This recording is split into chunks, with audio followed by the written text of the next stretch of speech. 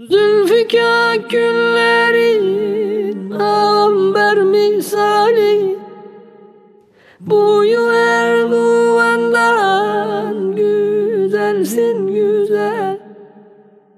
Kızarmış gonca gül gibi yüzlerin, Şah Gülistan'dan güzelsin güzel.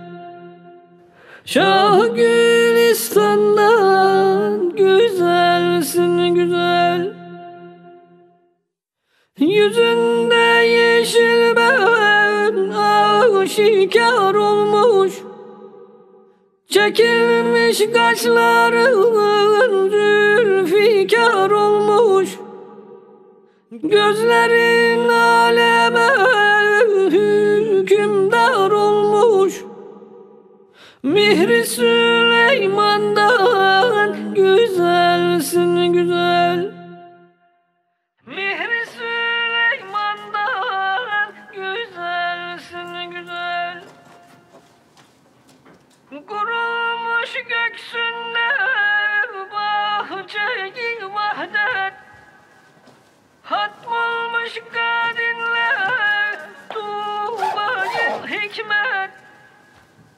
Cemalin seyreden istemez cennet, sen hur kılmandan güzelsin güzel. Hadi kızım, geç kalacağız yoksa. Gel.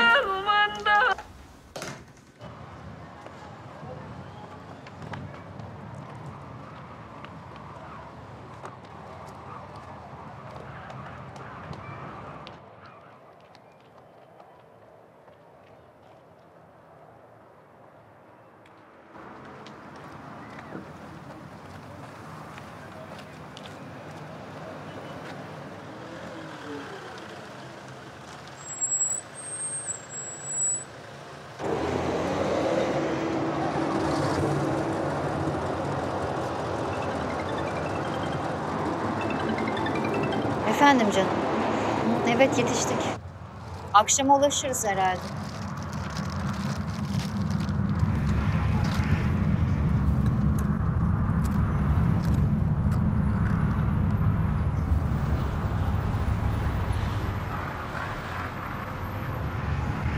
Anne bak, zürafalara bak.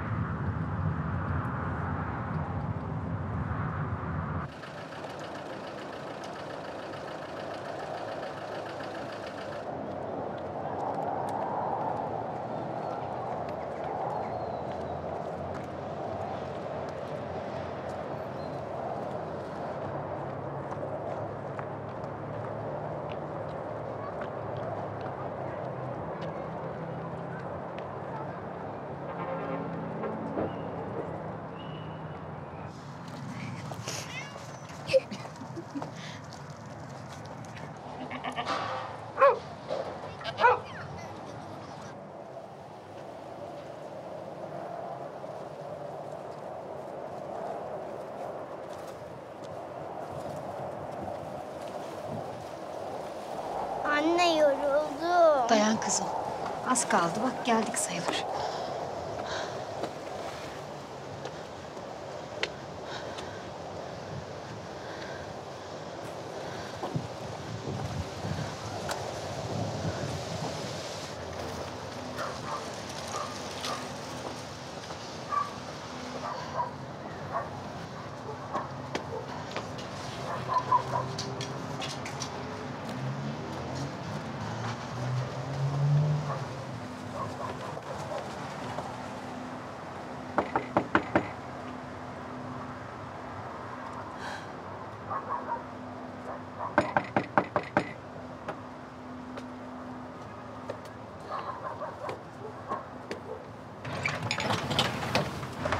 Hoş geldin abla.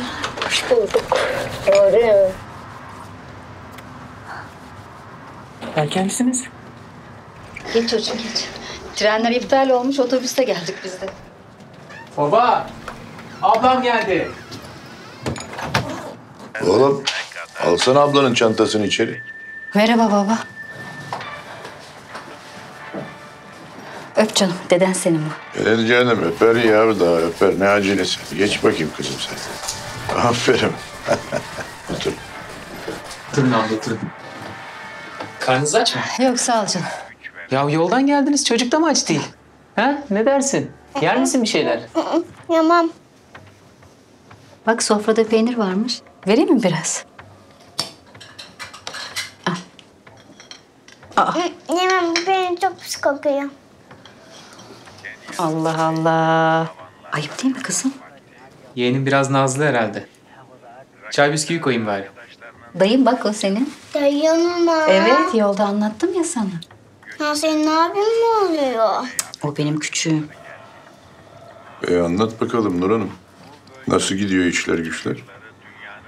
Ne anlatayım baba? Biliyorsundur işte. Nuri anlatmıştır. Ne anlatmıştır ya? Kaç yıldır yüzünü gören mi var? Hem ağzın mı aşınır? Sen bir daha anlat. Allah Allah. Tamam da baba ne anlatayım şimdi ben? Hem o eski mevzular şimdi... Buyur abla. Sağ ol canım. Sen de ister misin baba? Biliyorsun annemin durumu için işten izin almak zor oldu. Otobüsle de gelince yolları karıştırdım biraz. Yanımda da çocuk kolay olmadı tabii. Canım sırtında taşımadın ya. Zor mor iyi oldu bak. Hem anneannesi de sevinecek şimdi. Hani benim tek derdim çocuk burada ayak altında telef olmasın da. Olmaz baba olmaz. Benim yanımda telef olmaz. Benim yanımda hiçbir şeycik olmaz. De biraz nazlı yetiştirmişsin ama bak onu yemem bunu yemem. Annem mi?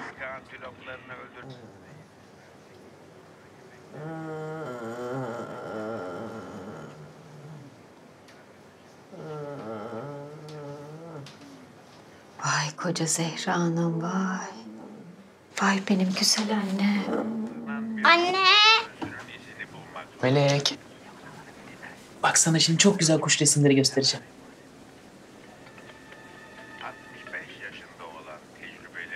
Bak. Gözleri ne güzel görüyor musun? Hı? Kanatları da çok güzel. Kanatları da çok güzel değil mi? Bak siyah var, beyaz var. Bak görüyor musun? İstediğin zaman bunlara gideriz biz tamam mı? Anneciğim. Ben geldim. Nurum geldi anne. Anne. Ne o? Hı? Hala iş mi yapıyorsun sen? Hı? Yetmedi mi yaptığın işler? Hı? Yorulmadın mı anneciğim? Yorulmadın mı?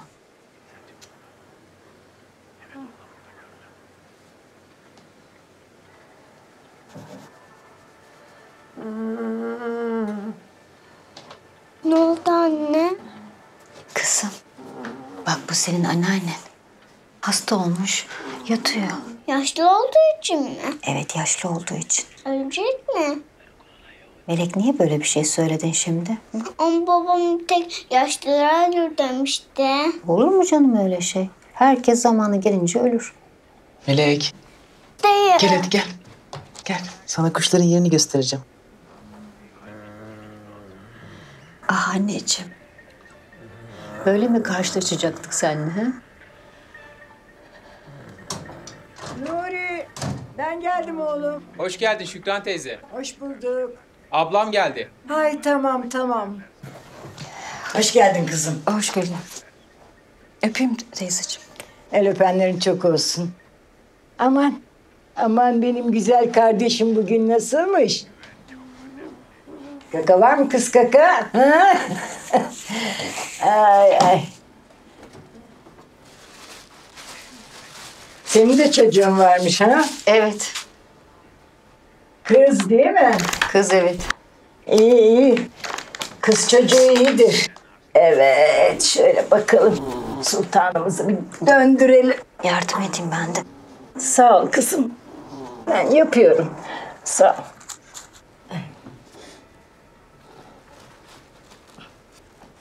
Tüh. Ah yaramaz, ah yaramaz seni.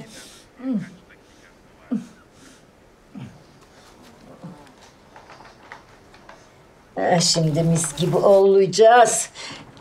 Bakalım.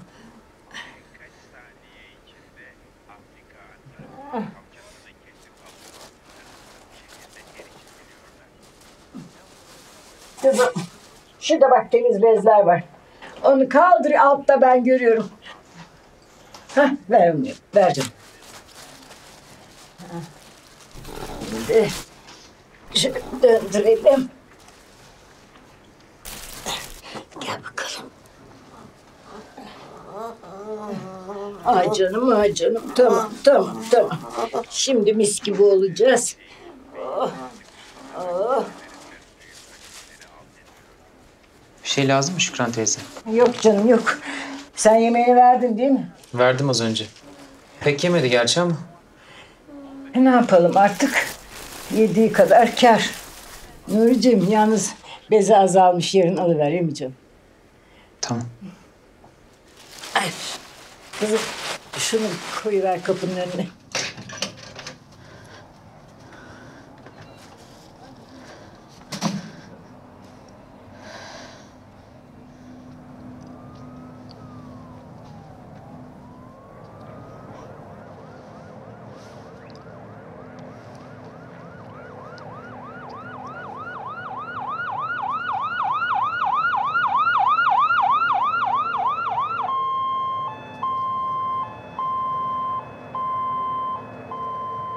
Ya bırak Allah aşkına ya. Ya ben bu herifleri halı sahada bile oynatmam be. Çay koyayım mı baba? Koy.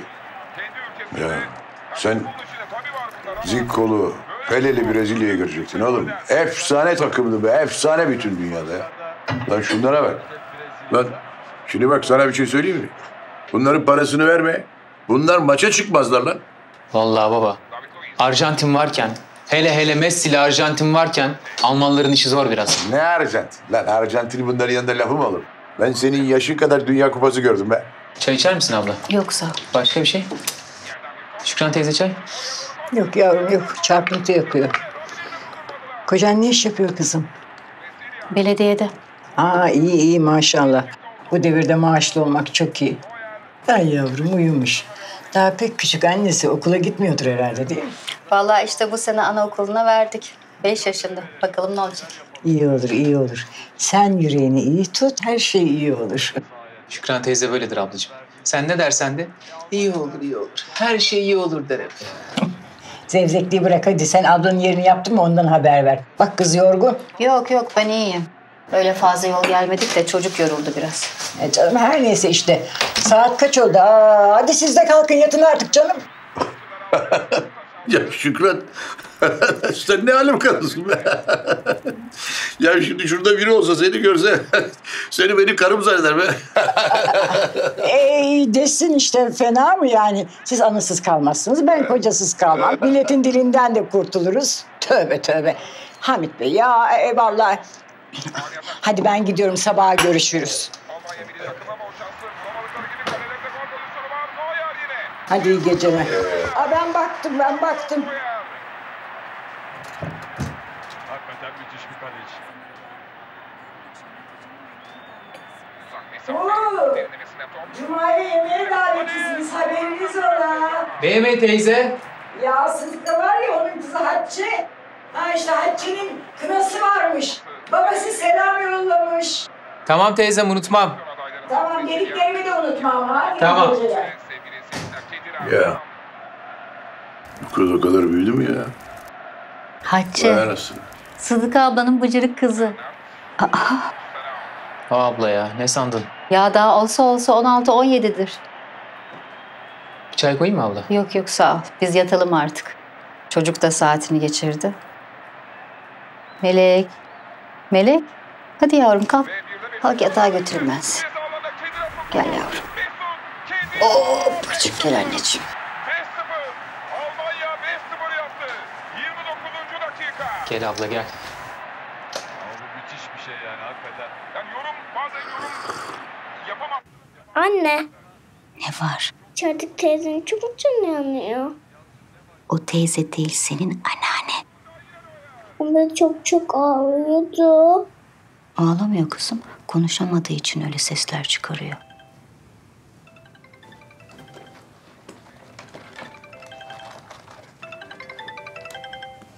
Dur kızım dur. Alo. Merhaba. Nerede miyim Cemal? Nerede olacağım Allah aşkına? Ha öyle mi söyledim? Ay kusura bakma ne olur. Yok yok tam öyle değil. Anlatırım ben sonra. Sorma ya yakınlara bir hastane yapmışlar. Zırt pırt geçiyor öyle işte. Semte mi canım her yeri açıyorlar. Aynen. Evet evet. Bakkal gibi evet. O da seni öpüyor. Öpüyorum babacığım. Tamam. Hadi kapatıyorum ben şimdi. İyi geceler. Hadi tamam. Anne, o senin annen ama neden seninle kalmıyor? Kızım onun burada evi var. Kocası var, oğlu var. Onlara bakacak. Bakamıyor ki, yatıyor. Hasta şimdi ama iyileşince bakacak. Ne zaman iyileşecek? Bilmem. Allah bilir. Hadi bakalım uyuyalım artık. Hadi kızım. Hadi bebeğim.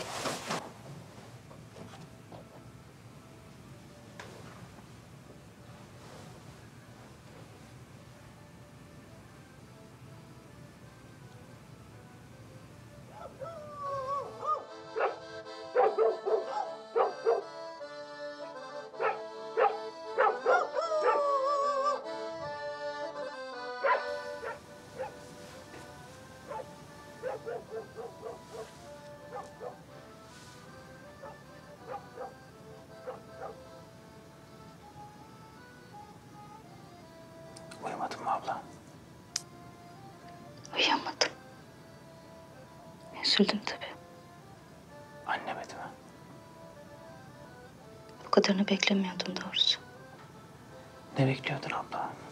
Sana söyledim telefonda. Doktor fazla ümitlenmeyin dedi. Son 4-5 aydır bu halde. Yoksa sana haber vermezdim. Tamam da ne bileyim ben. Bu kadarını tahmin etmemiştim dedim ya. Hem baksana içeride acı çekiyor gibi. Neredeyse 7-8 aydır yatıyor abla. Son 3-4 aydır hafıza da iyice gitti. Allah'tan Şükran teyze var. Ya sen bu Şükran teyzeyi telefonda da söyledin. Ben hatırlayamadım. Mahalleden miydi? Mahalleden. Sen gittikten sonra geldi onlar. Neredeyse 10 yıldır komşuyuz. Geçen sene o da kocasını kaybetti. Hani Salih amcayı. Peki her gün böyle gidip geliyor mu aylardır? İlk birkaç ay halam geldi. Sonra bir bahane uydurup kaçıp gitti. Şükran teyze son aylarda her gün gelip gidiyor. Peki siz bir şeyler veriyor musunuz kadına? Vallahi babam lafını etmeye kalktı ama o benim kardeşim dedi. Ayıp değil mi dedi. Bozuldu gitti yani. Biz de bir şey diyemedik. Bu devirde böyle insanlar kaldı mı ya? Kalmış demek ki.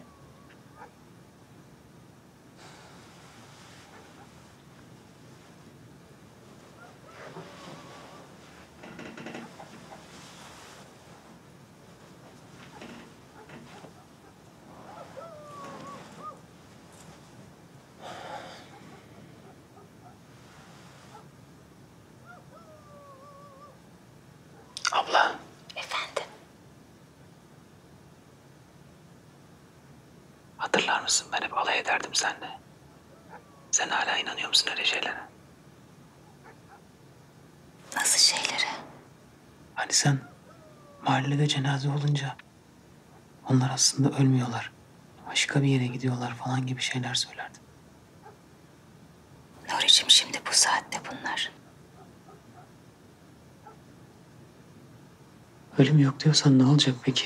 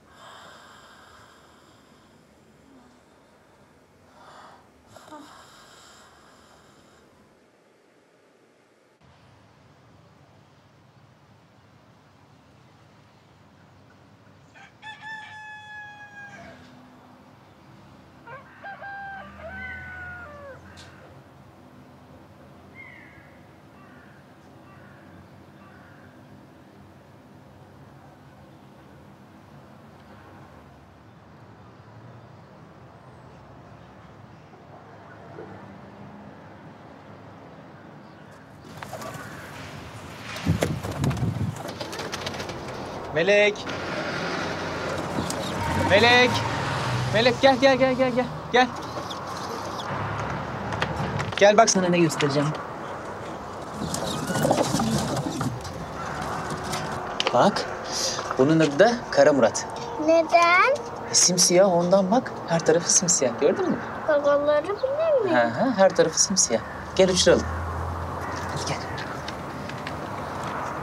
Gel. Hadi bak atıyoruz havaya şimdi, tamam mı? 1, 2, 3.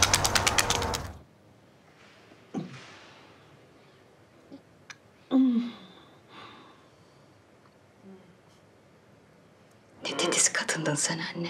Allah son gürlüğü versin derdin. Sondaki bolluk ve bereket dönemi derdin.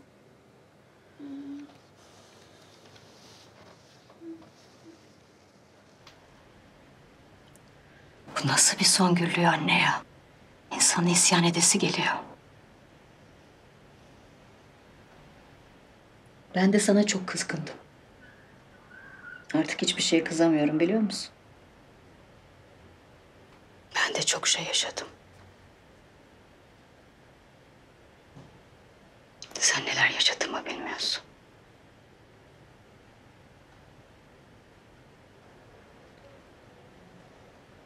Benim de kimseye güvenim kalmadı. Artık ne doğru ne yanlış ben de bilmiyorum. Aferin be. Sen görmeyeli bayağı filozof olmuş.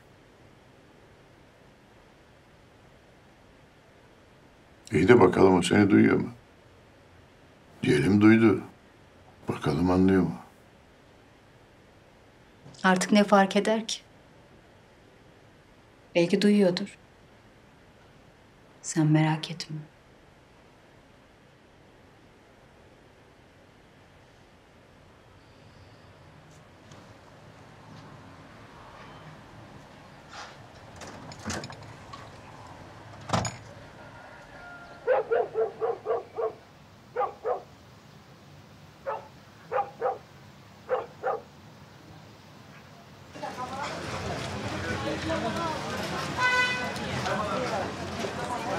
Biberi kaçtan veriyorsun? Evet. Yok, benimkilere de bakıyorum da ondan. Hoş bulduk.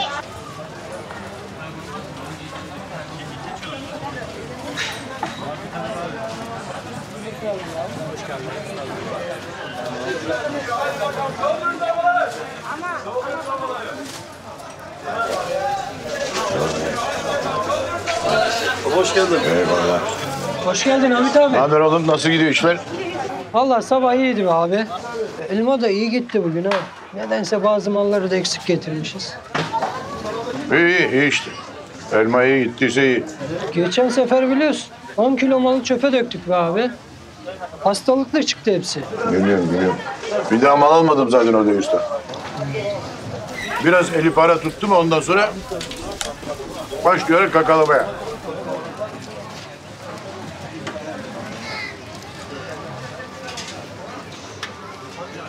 Hüseyin abin uğradı mı? Yok abi aramadı ya. Bir şey mi vardı? Bir şey getirecekti de. Yok gelmedi valla. Arayayım mı cepten? Yok yok aramazsın daha erken. Ben ararım.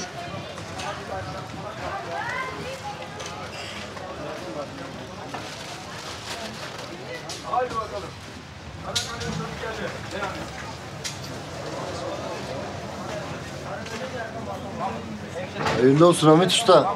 Dalgınsın bayağı. Hayırdır? Hayır canım, şerle işimiz yok. Buyur. Çıkaramadım birader. Çıkartamazsın Ahmet Usta, dalgınsın bayağı. Sen 3 ay önce söz vermedin mi Ahmet Usta senetler için? Ne senedi kardeşim ya? Kimsin sen ya? Neden bahsediyorsun? Sen de hafızada kalmamış be Ahmet Usta. Remzi'nin senetleri için 3 ay önce biraderle gelmiştik buraya. Ben de yanındaydım hani, hatırlamadın mı? Remzi desene ya. Halledeceğiz o işi, halledeceğiz. Sen niye gönderdin Remzi buraya? Selam getirdik abi. Öyle bir hatırlatalım dedik. Aramışsın 3-5 sefer, açmamışsın. Açmamış mıyım? Bu ödenmeyen senetler de 3'e çıkmış. Ya niye açmamışım peki ha? Onu biliyor mu? Niye açmamış? Ya bir haftadır kesikti bizim telefon biliyor musun sen? Kimsenin bunu sorduğu yok. Açmamışım. Hayırdır Hamit Usta? Bir durum mu var? Yok bir şey ya. Bak sen işine. Sen git Remzi'ye söyle. Borcunu bir ay içinde ödeyeceğim tamam mı? Hem de çatır çatır faiziyle birlikte. Abi Remzi abi. Ne oluyor lan burada? Yok bir şey. Ne oluyor? Ne istiyorsunuz lan? Ha? Ne istiyorsunuz lan? Ne yapıyorsunuz lan? İndir lan elini. Ne lan böyle tezgah gelip artistlik yapıyorsun? İndir lan elini. Yürü git lan. Bas git. Konuşuyoruz Ya şurada 5 senedir alışveriş yapıyoruz bu adamdan ya. 5 kuruş paramız kalmış mı içeride? Kalmış mı? Ayıptır ya. Ayıp denen bir şey var Abi ya. orasını ben bilmem abi. Biz ilettik. Var mı şimdi senin bana bugün verebileceğin 3-5 neyse götüreyim? Yok. Zor bir gün. Zor. Ben ararım zaten Remzi'yi canım. Sen git selam söyle bana hadi. Selam söyle. Eyvallah. Ararım ben onu.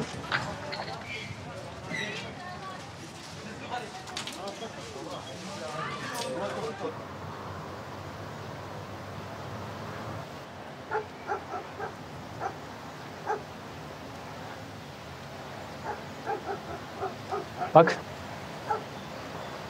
Burası bizim mahallenin halk bahçesi. Gel.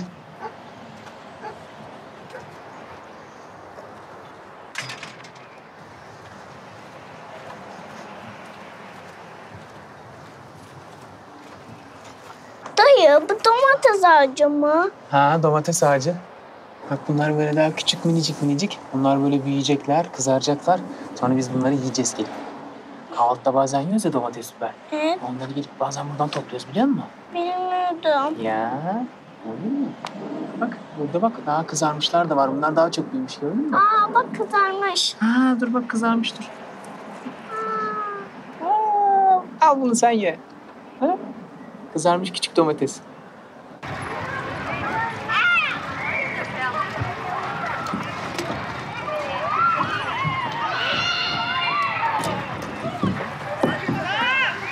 Hoppala gel bakalım dayısına. Artık dünyada bu şekilde avlanabilen biri daha var. Evlerine taşıyacakları et bütün köylerini besleyecek. Hadi kızım. Bir yeri ziyan edilmeyecek. Senin kız hep böyle iştahsız mı? Tam yese eti budu yerinde olur zaten. Yer teyzesi yer. Bugün yorgun. Dayısıyla biraz yoruldu değil mi kızım? Ben yorgun değilim anne. Oo, laf da söyletmiyor. Büyümüş de küçülmüş. Ben artık abla oldum. Evet. Oo. Artık biz okula başlayacağız teyzesi. Sen bilmiyorsun. Bu tutkunu koparacak, haberiniz olsun. Öyle. Dolapta buz var mı? Olmaz mı abi? Alsana 2 tane ya. Hadi ye kızım. Bu Kendin ye. ufağı da getir bari. Çevreleyen çayırlar su baskınına uğruyor. Birkaç haftalığına zengin Küçük işe dün bitmişti baba. İyi o zaman git. Bakkal Kenan'dan kap gel bir tane. Meleğe de bir tane çikolata al. Çikolata mı dede? Çikolata dedim. Çikolatayı mı? Ha? Seviyor musun sen çikolatayı? Söyle. Ha? Oğlum yazdır defteri. Hiç deftere yazmayı biliyorsun. Ya ben konuşurum onunla. Sen söyle yazsın hadi. Hadi. Ben bir anneme bakayım. Tabii canım. Bana bak. Bana bak böyle. Yürü gelsene biraz. Evet. Belki anneme de bir şey Evet. lazım. Götür tavuk vereyim. Al şunu, yanında bulunsun. Babamınkini de buradan al. Abla saçmalama ya. 2-3 gün sonra aybaşı zaten. Al, konuşma fazla. Hayret bir şey ya. Sanki yetim parası. Oğlum, biz de bu evin kızı değil miyiz? Gücendirme beni. Aynı zamanda yılan. Tamam abla tamam. Su altındaki bu çayırda milyonlarcası var. Çoğu gelebilir su yılanları. Ama bazıları zehirli. Kayığına bir kobra çeker. Bu iş bir Rus Ne geliyor kız? 5 yaşındaki oğlum yılanlar konusunda Ne? yılanları iyi Bak tanımak şimdi be. burada Be, geliyor. çok önemli.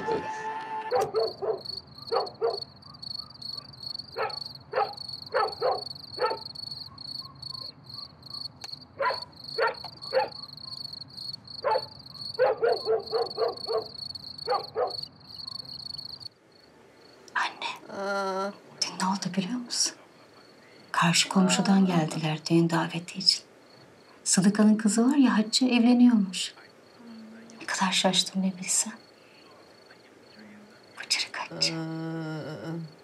Daha dün benim melek kadardı.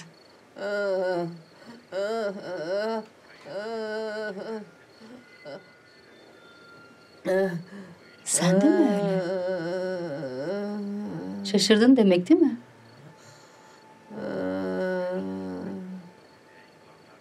Bakma öyle. Ben o kadar değildim.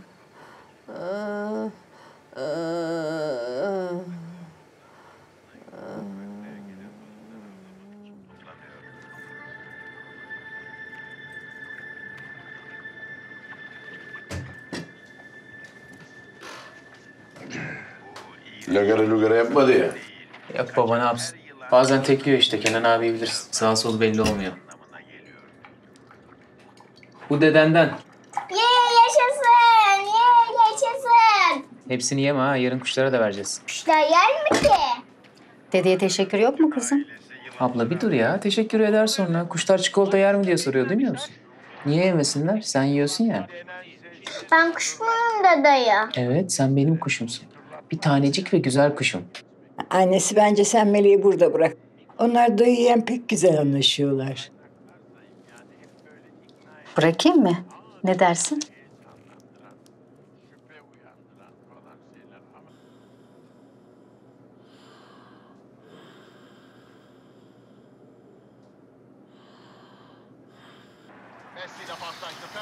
Ya bu Arjantin'de eskiden bir Maradona vardı.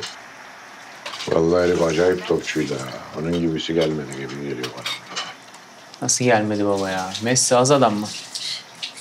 Dünyanın gelmiş geçmiş en iyi topçusu diyorlar. Siktir lan. Herife bak. Herifte topçu tipi yok bir kere ya. Öyle artist gibi dolanıyor sahada. Bırak Allah aşkına sen. Yani şu ara oyunun kontrolü Arjantin'de. Sen yarın Şerif abine git. Şu kalan miktarı da al gel. Ya baba. Ya o adam bu parayı vermez. Boşuna gidip zaman kaybetmeyin. Sen benim dediğimi yap. Dediğimi yap. Ha siktir lan. Ulan kaçar mı bu be? Bu herifler de topçu mu ya? Bugün gördüm. Şöyle güzel bir haşladım. Tamam abi dedi. Perşembe günü gönder çocuğu vereyim dedi. Sen bilirsin baba da yani biliyorsun geçen sefer de gittim öyle. Tamam sen git. Git tamam. Ama öyle geç kalma. Öğleden sonra git. Ama öyle fazla geç kalma. Geç kalırsan bu sefer de der ki bekledim gelmedi filan der ha bak puşt. Anladın mı? Profesyonelce hamle.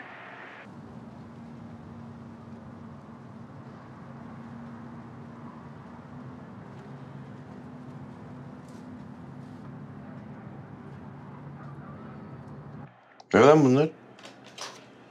Zehir almadın mı oğlum? Aldım baba. Aldıysan ne bunlar burada böyle fink atıyor?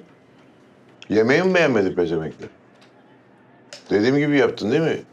Peynirle ekmeği, zehiri böyle bulamaç yaptın. Aynısını yaptım baba. Ulan fareler zehire bağışıklık mı kazandı yoksa? Yoksa zehirleri mi sulandırdılar ha? Hay aman akıyım ya. Ulan her yerde bir hırsızlık, her yerde bir dolandırıcılık be. Lan siktir ya.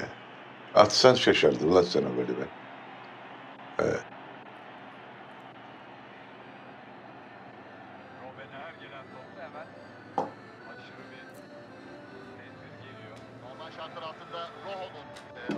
Ne lan bu deyus gene mi geçiyor burada gece her gece böyle ha? Bıkmadı herif be. Bıkmadı. Her gece aynı şarkı. 10 senedir aynı şarkı. Ulan biz bıktık herif bıkmadı be. Mahalleliden dayak da yedi o kadar ama Mecnun olmuş işte herif. Bir de kör diye laf çıkardılar adamı. Ulan kesin bu herif kör değil ha. Dinime, imanıma bu herif kör değil. Kimileri de mahallenin uğru diyor. Onun sayesinde yıkamıyorlarmış yüzün buraları. İşaret geldi. Messi'nin vuruşu ve topu. Gol be! Messi attı baba. Hadi ya. Lionel Messi.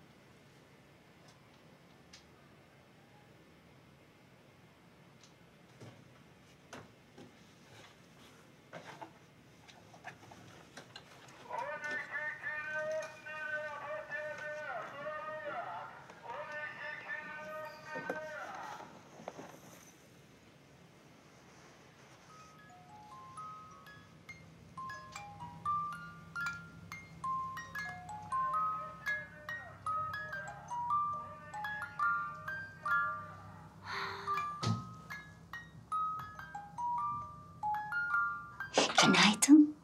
Uyanma vakti. Kahvaltı vakti. Merhaba. Benim adım Şebnem. Nasılsın bakalım? Bak kızım, bu benim çocukluk bebeğim. Ben bunu çocukken çok seviyordum. İster misin? İstemem, bu gel kafalı. Dilli. Sadece eskidi. Hadi kalk bakalım. Hadi. Kalk bakalım benim güzel bebeğim.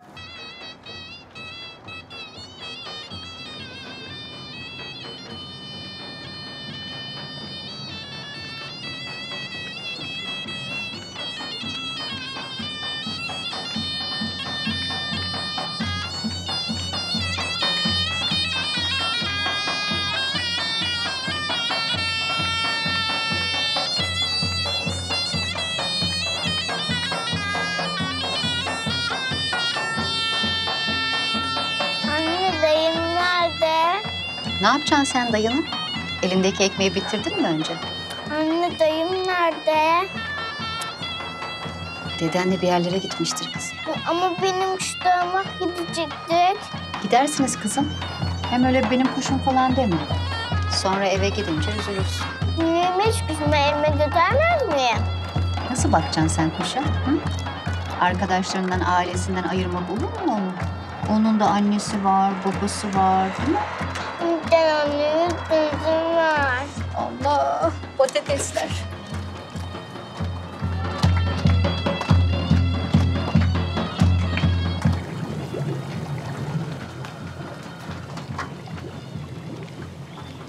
Otur çocuğum.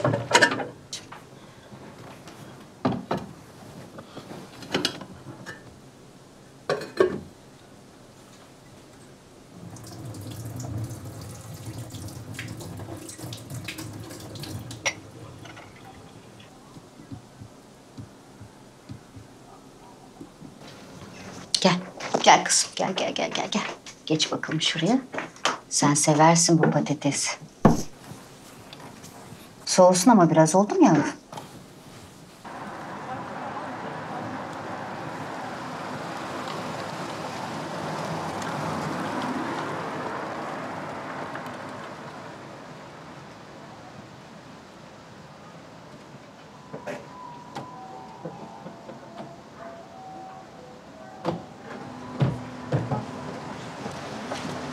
Merhaba.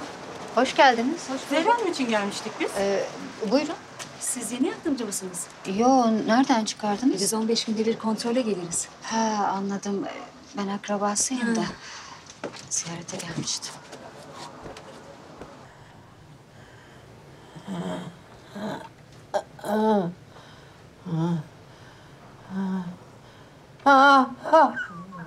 Yaraları iyice açılmış. Patikona ihtiyaç var mı? Biraz sonra. Size çay, kahve, bir şey hazırlayayım mı? Yok, sonra alırız, sağ olun.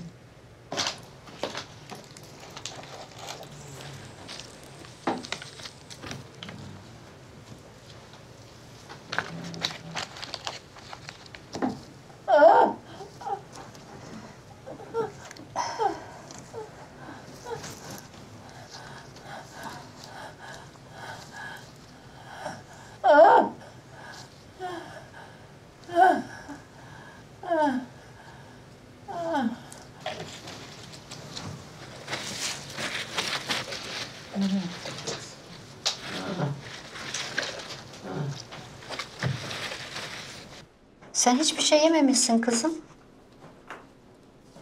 Tabii. Ben kızımın ayranını unutmuşum ondan.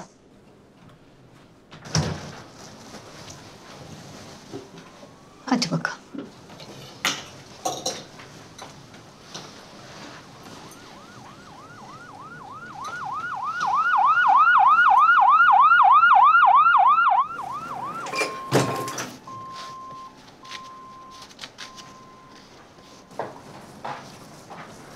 Melek, ne haber kız? Merhaba abla, nasılsın? İyilik de sağlıkçıların geleceğini haber verseydin keşke. Doğru ya. Bugün Perşembe değil mi? Vallahi iyi ki evdesin abla ya. Unuttum gitti. Kafam mı kaldı bende? Dayı hele bugün kuşlara gidecektik. Gideceğiz canım, gideceğiz. Biz bu akşam annenle dışarı çıkacağız. Sen de izin vereceksin. Ama yarın da bütün gün kuşlara gideceğiz, tamam mı? Ne bileti bunlar ya? Ne iş? Ya abla bir kere de bir şey sorma ya. İki kardeş beraber dışarı çıkacağız işte. Olur mu canım? Kaç günlüğüne geldim buraya. Abla daha iyi ya. Bir daha nerede göreceğim seni? Kaç zaman oldu? Şimdi zamanı mı? Üstelik bu sıkışıklıkta. Annem? Ya abla, biletler bir yerden hediye. Melek izin verirse gideceğiz tabii. Melek öyle tek başına evde kalamaz. Babamın haberi var mı peki? Şükran teyzenin haberi var. Hem babam bu gece geç gelecek eve. Anlamadım ya. Ya abla anlamayacak ne var? Şükran teyzeye telefon ettim. Bu gece burada kalacak. Hadi be abla be. Nazlanma işte. Zorluyorsun Nuri'cim. Vallahi içimden gelmiyor ya. Ne yapayım kızım? Hı? Gideyim mi dayınla?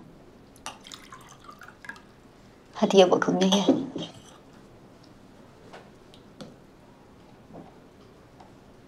Aferin.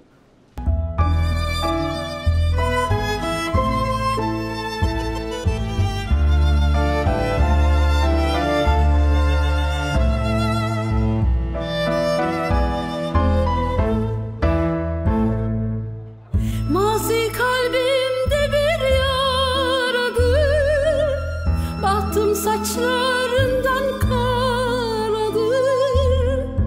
Beni zaman zaman ağlatan işte bu hazin maceradır. Ne göğsünde uyuttu beni, ne bu sene avuttu beni. Geçti ardından uzun yıllar, o kadın da unuttu beni. Sarmadımsa da belden, geçmedim bu emelden. Güzel ablamın şerefine. Bir hazin Yakışıklı kardeşim şerefine. Onu aldılar elden, başkasına yar oldu. Eller bahtiyar oldu. Gönül hep baştan başa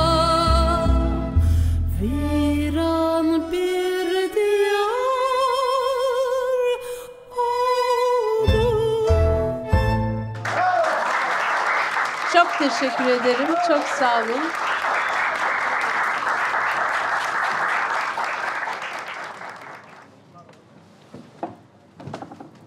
Sana da bir bira alayım mı abla? Yok sağ ol yeter bana bu kadar. Ya kardeşin ilk defa bir şey ısmarlayacak sana be abla. Hadi be. Canım ısmarladın ya işte. Yok yok. İlk içkiler bilete dahildi. Hadi be abla, kırma beni. Tamam peki. Ama en hafifinden olsun ha. İçki dokunuyor bana. Tamam.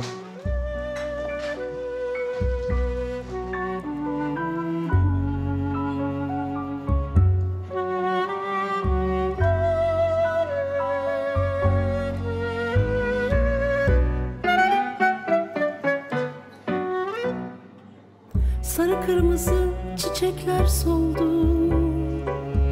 Bu bahar bir matem yılı oldu. Neşeli gözlere yaşlar doldu. Gittin Eyvallah. uzaklara.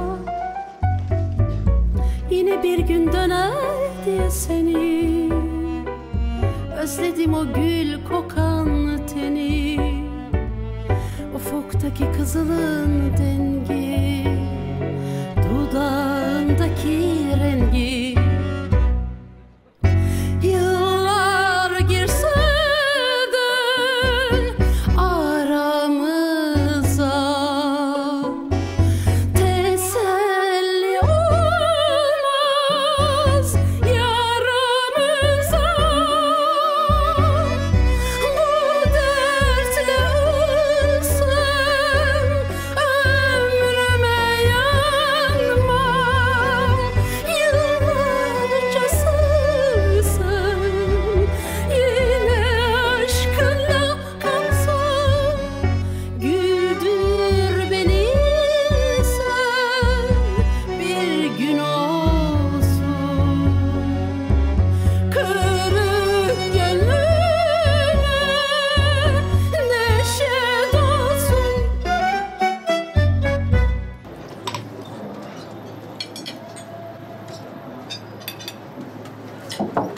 Siktir et Hamit abi ya.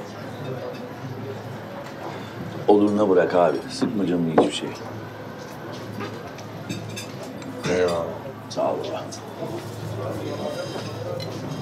Ya Rıza, benim bu herife yaptığım iyiliği babası yapmamıştır, tamam mı? Şimdi benim anlayamadığım, lan bir insan bu kadar mı değişir ya? Ve Ama bak Hamit abi. Şimdi ben sana daha önce de söyledim değil mi? Bu adam daha önce bir sürü adama da kazık attı. Sen dinledin mi beni? Dinlemedin. iyi de eskiden böyle değildim. Sonra böyle oldu. Biraz para falan gördü ya ondan. Şimdi...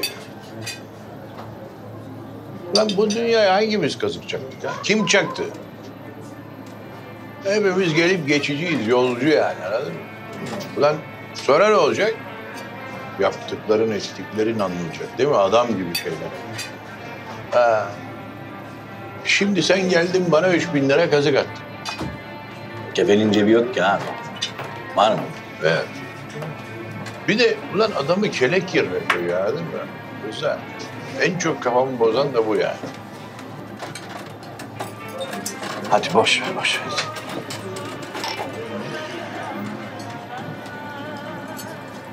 Ahmet abi ya bir küçük daha versene sen bize.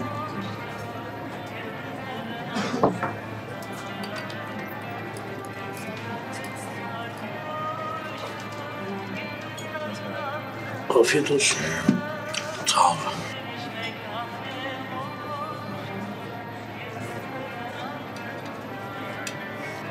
Yanmam gönlüm yansa da ecel beni alsa da.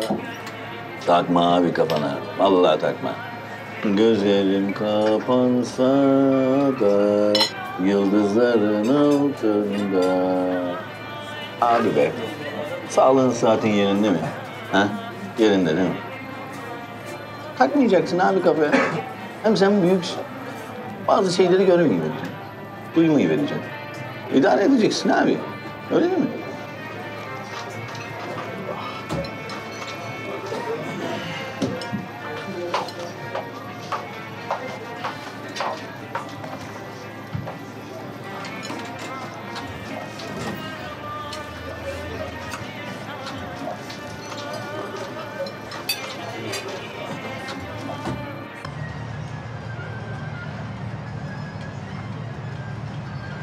İnsan bazen ölmesini istiyor be abla. Ölse de kurtulsa diyor. Utanıyorum bunları söylerken ama gerçek be abla.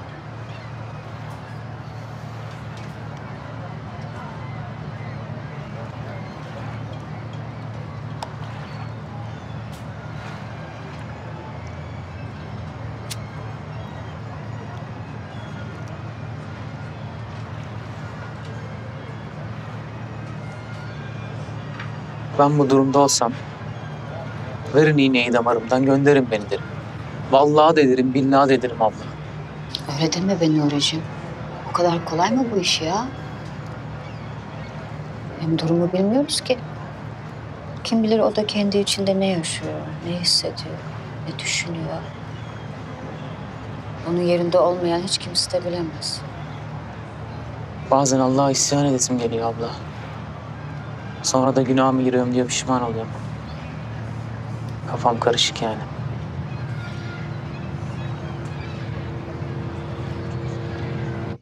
Tamam Rıza, tamam. Hadi kalkalım, geç onu. Abi bak çok güzel anlatıyordun ya. Hadi anlat şunu. Bak ben sana nerede kaldık hatırlatayım. Evet. Hani bak şeyde kalmıştın. Çatışma bitti. Siz bir iki zayiat verdiniz. İşte ondan sonra bu pezevenkler de kaçmış. Ya kaçtılar tabii ya. Ha. Kaçtılar. Tabii o sırada takviye de geldi. Bak şimdi, takviye de gelince biz bunların peşine düştük, anladın mı? Şimdi bunlar gidiyor, biz de peşlerinden yayılıyoruz. Alan taraması yani. Tabii hava da ağarmaya başladı sabaha karşı. Tamam mı? O bizim için daha iyi tabii. Daha güvenli bir ortam oluşuyor. Etrafı görüyoruz. timlere ayrılmışız. Bunlar 2-3 tane de ceset bırakmışlar orada tabii. Hepsini götüremiyorlar kaçarken, anladın mı? Böyle bir kayalık bir yere geldim. Yürüyorum yavaş yavaş. Çok dikkatliyim ama ha. Bir baktım. Lan kayanın arkasından böyle bir postal parçası görünüyor. Allah, anladın mı? Ulan bende şafak attı. Öyle kafamdan aşağı ter boşandı yani. Olay değil Rızam. Başladım yaklaşmaya. Yaklaştıkça yaklaştım. Yaklaştıkça yaklaştım. Temkinliyim de ama bir yandan ha böyle yani milim milim, tamam mı? Milim milim. Yolluk vereyim mi abi? Ya Ahmet. Ya şurada bir laf anlatıyoruz ya. Muhabbet ediyoruz birader ya. Yani sen kalkıp gidin mi demek istiyorsun? Estağfurullah abi. Gideriz baba ya. Allah Allah. Ya sıçtın içine mi abi? Tamam Hadi be kalk. abicim. Ahmet abi. Ahmet abi. Rıza, sen hadi bize kalk 2 baba. tane daha Kalk. yolluk ver biz gideceğiz, tamam mı? Allah Allah. Hadi be abi anlat şu hikayeyi. Ya hikaye değil oğlum. Allah'ıma kadar yaşanmış bir olay, tamam mı? Kayanın arkasına bir geldim. Baktım orada bir militan yüzü koyun yerde yatıyor. Çaktırmadan nefes alıyor ha. Elimde tetikte ha. Çıksa şarjörü boşaltacağım kafasına. Bak şimdi bunlar sakat olur, anladın mı? Üzerinde bomba olur. Her an her şey olabilir yani. Şaşkınım yani, anladın mı? Şimdi tüfeğin ucuyla şöyle bir iki bir dürttüm. Baktım nefes alıyor hızlı ya. Ha, ondan sonra bir iki tane tekme çaktım ayağına sertçe böyle. Mıkıldadı. Döndü sırt üstü. Rıza, ne gördüm biliyor musun ha? Ne gördün abi? Kara saçlı, kara gözlü, kara kaşlı bir kadın. Allah Allah. Şimdi kadın dediysem lafın gelişi yani. Esasında 20-25 yaşlarında bir genç kız ya. Öyle bir bakıyor ki Rıza, anlatamam. Ulan vursam o anda kimseye hesap vermem ha, biliyor musun? Kim soracak abi? Davrandı vurdum derim. Ama hem masum bakıyor, hem insan ya. Koyun değil ki ulan bu. Bıçağı kesip atasın kafasını. Gerçi ben koyun da kesemem ama Kolay mı abi ya? insan göz göze gelince vuramıyor be Rıza.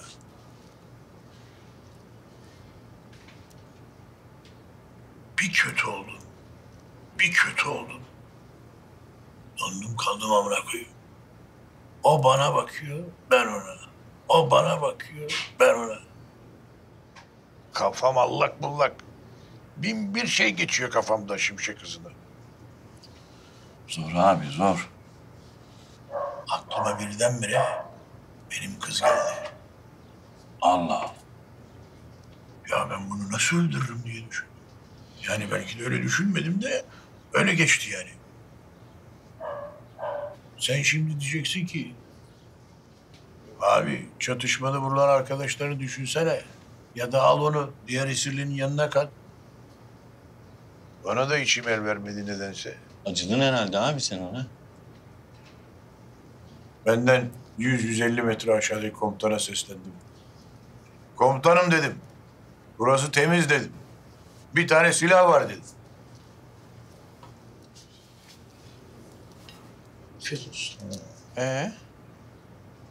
Kaptım silahı. Aldım geri döndüm. Abi ya bir tabanca olsa belinde bir bomba olsa bir şey olsa arkandan yani. Evvelin emir Rıza. Olsaydı şimdi ben burada olmazdım. Yokmuş işte. Belki de vardı ne bileyim yani ha. Yapamadım işte. Kalleşlik mi dersin ne dersin bilmem. Ama sen sordun ben anlatıyorum. Sen de hikayenin içine limon sıktın be Rıza.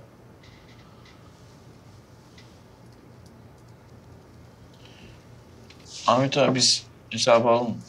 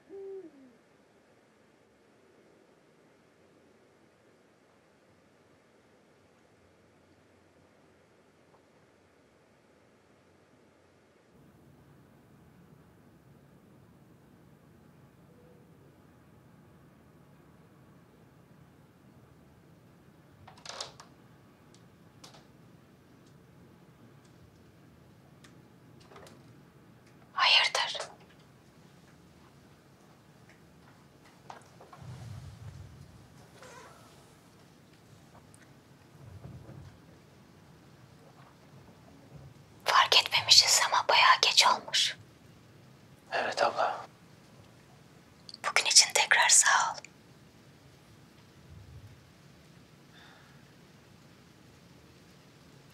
Abla ya. Gerçekten bir öte alem varsa...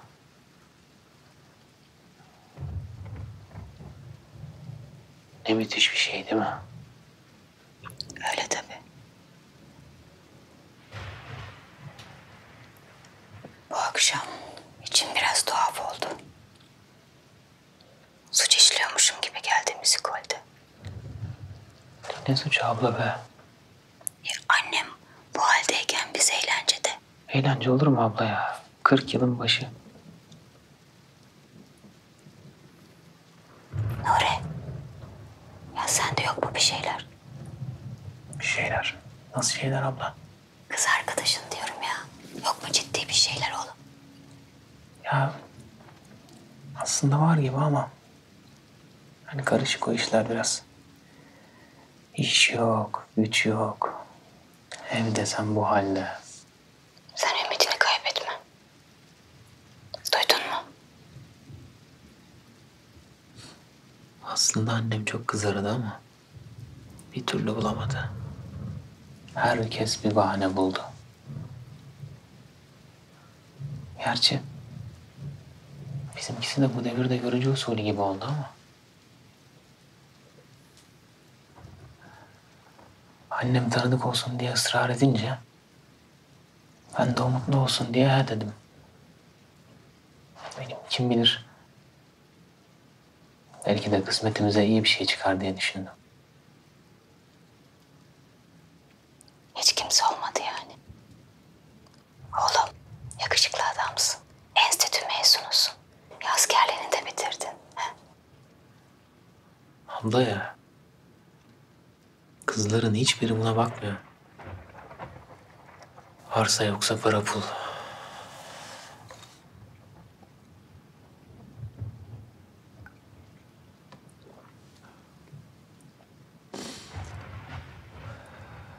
Bir ara polisliğe bile müracaat ettim. Ama yaşım geçmiş. Geçen sene anca özel güvenlikte iş bulabildim. Devam etmedin mi peki? Aslında iş iyiydi. Mesaisi falan da vardı ama. AVM girişindeydim. Müşterilerden biri şikayet etmiş. Sert konuştum falan diye. Pezevenk. Sorgusuz sualsiz attılar yani. Tabii abla ya. Ne sandın? Müşteri dedim mi? Allah gibi patronlar için. Herkes kötünden korkuyor. Yazık olmuş. Kız diyorduk. Sonuçta o işte olmadı yani.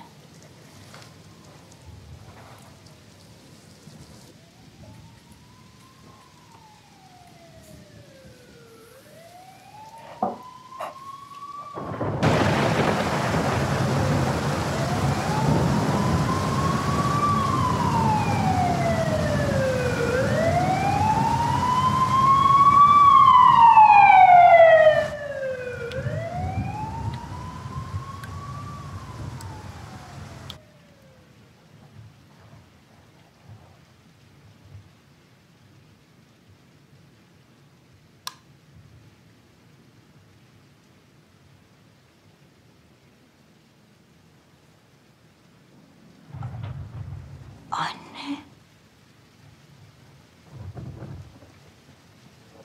Hoş geldin kızım. Sen kalkabiliyor muydun yerinden? Allah Allah. Kimse söylemedi bana. Hoş bulduk anne.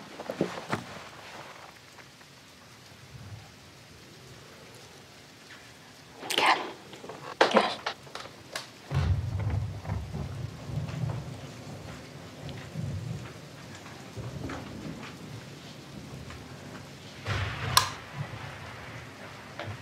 Sana bir şey hazırlayayım anne. Çay ister misin? Yok zahmet etme. Bir su ver yeter.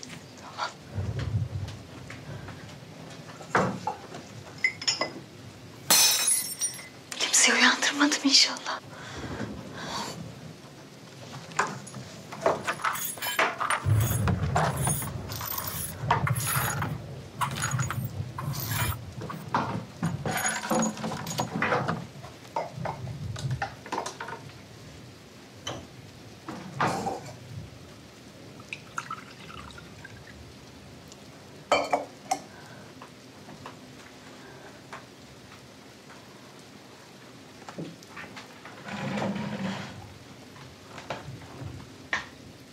Zaman zaman kalkabildiğini bilmiyordum.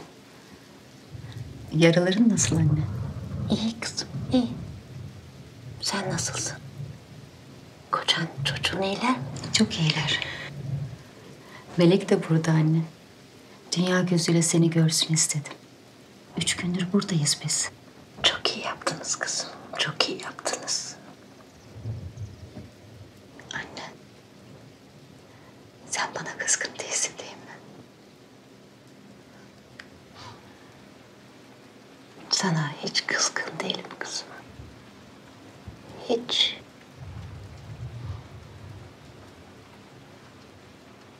Üzülme. Sağ ol. Kızgın olmadığına çok sevindim. Ya sen?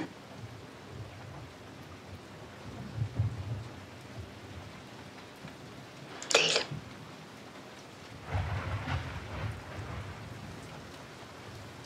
Ben artık yatayım. Yorgun musun anne? Çok yorgunum. Gel. Gel. Ben de geleyim.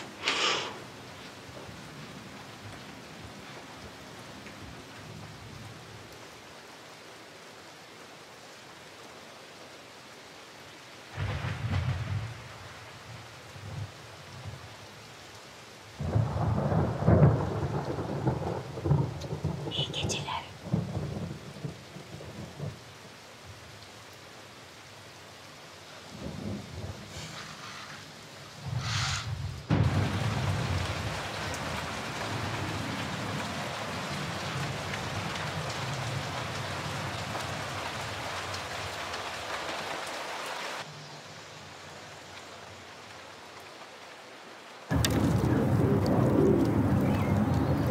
Dayı bu benim olabilir mi lütfen? Olur tabii ama önce ona sormak lazım. Ha ne dersin?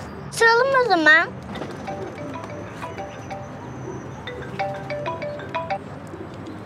Alo. Evet abla. Tamam. Tamam abla. Sor hadi ama çabuk. Annen kahvaltıya bekliyor bizi. Tamam. Benim güzel kuşum, benim tatlı kuşum, benim yumuşak kuşum, benim tombiş kuşum, benim arkadaşım olur musun? Uçtu gitti, uçtu gitti. Uçtu.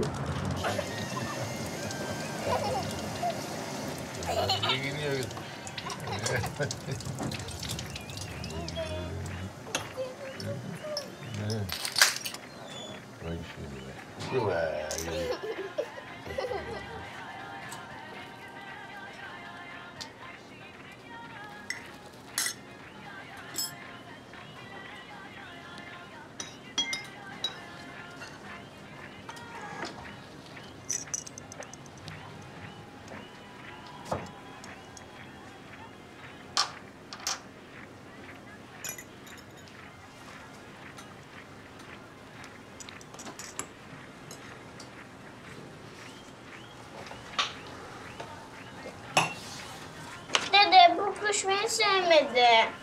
Neden? Benim kuş evine gittik Melek'le kuşları sevmeye. Benim Kara Murat onun elinden kaçtı onu söylüyor. Sevmez olur mu Melek'ciğim? O da arkadaşlarının yanına gitti. Ulan hayırdır sabah sabah bu ne ya? Alo. Metin. Ha. Ne var? Oğlum bugün cuma. Pazar cumartesi değil mi? Ne? Belediye encümeni kararı mı? Ya peki biz oranın kaporasını daha önce ödemedik. Tamam ya. Ben şimdi çayımı içiyorum. Hemen geleceğim oraya. Tamam. Hayırdır baba? Belediye gene attı kazanı. Hayda. Günaydın. Günaydın, hoş geldin Şükran teyze. Afiyet olsun, hoş bulduk. Gel ya. buyur otur. Sana da bir tabak getireyim. Kalkma ya, ben bitirdim o işi. Bir çay koyayım o zaman ha. Tamam, bir çayını içerim. Kız Cimcime, nasılsın? Ay yerim ben seni, yerim. Buyur Şükran teyze. Teşekkür ederim. Vallahi baba kaç kere söyledim sana o adamı görelim diye. Sen hep tersledin beni. Ya şimdi tövbe ya. Ya sabah sabah küfrettireceksin beni şimdi şu masada ya. Ya bu memlekette rüşvetsiz bir iş yapılamayacak mı ha? İyi de baba biliyorsun işte.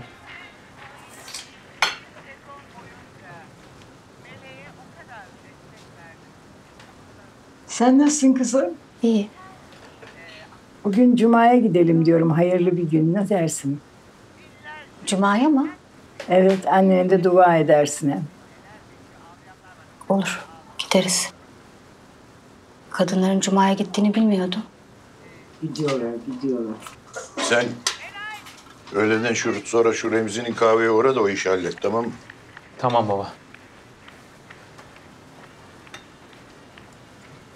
Ya baba. Bizim şu köydeki miras işi ne oldu ya? Topraklar kaç yıldır öyle yatıyor orada. Ya salak salak konuşma be. Sanki verdiler de biz almadık ha? Ya kaç senedir ha oldu, ha olacak. Tam olacak, kanunlar değişiyor. Bu memlekette her gün kanun değişiyor zaten ya. Dur bakalım şimdi. Bir umut daha var. Belki 5-6 ay sonra çıkar. Hadi inşallah. Vallahi ne güzel olur değil mi? Hem kamyoneti de değiştiririz. Değil mi?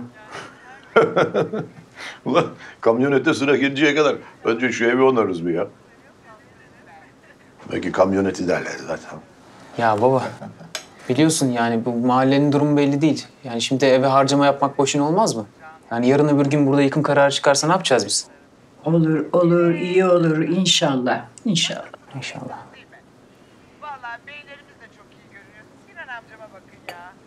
وَاتْلُ عَلَيْهِمْ نَبَأَ ابْنَيْ آدَمَ بِالْحَقِّ إِذْ قَرَّبَ قُرْبَانًا فَتُقُبِّلَ مِنْ أَحَدِهِمَا وَلَمْ يُتَقَبَّلْ مِنَ الْآخَرِ صَدَقَ اللّٰهُ الْعَظِيمُ. Değerli cemaat, mesela kurbanda kimi gösteriyor Allah bize? Hazreti Adem'in evlatları ve Hazreti İbrahim'i gösteriyor. Kur'an'da bu kıssalar mevcut. Hazreti Adem'den Hazreti İsa'ya kadar bütün peygamberler müjdeliyor. İşte Hazreti İbrahim ne yapıyor burada? Allah'ın dostu, halili olmak için canını ortaya koyuyor. Önce. Çünkü Allah emrediyor. İşte ey kulum benim için git o putları ne yap? Kır. Yani insanların bana ortak koştuğu şeyleri benim emrimin yerine getirmek için onları kır diyor. Ve ne yapıyor Hazreti İbrahim? Onları canını ortaya koyuyor. Çünkü insanlar o tapmış olduğu putları kendilerinden daha önemli görüyorlar.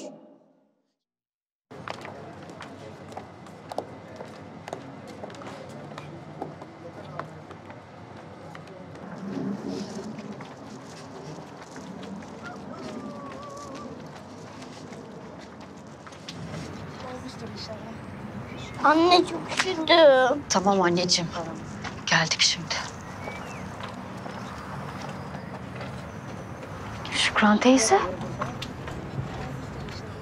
Dur kızım dur telaşlanma hemen. Melek gel bize gidelim, bak neler göstereceğim sana.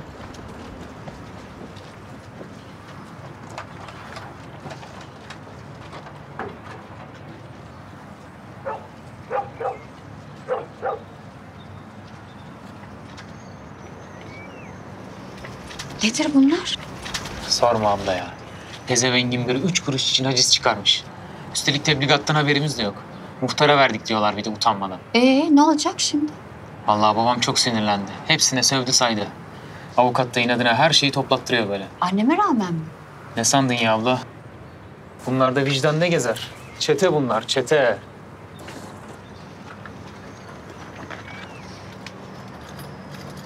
Al şunlara, ihtiyacın olursa al. Abla saçmalama ya. İyice kızdıracağım babamı şimdi. Buyur baba. Nuri, bak oğlum. Bunları iyi belli, tamam mı? Ha? Bunları çok iyi belli. Bak, bunlar bizim 5-10 yıl ekmeğimizi yiyen adamlar. Bunlar da onur tefecisi. Ne diyorsun sen amca ya? Sana ne ya? Ne dersem derim. Sen aldın mı malını? Aldın. Aldıysan hadi çek git, ne bok yersen ye.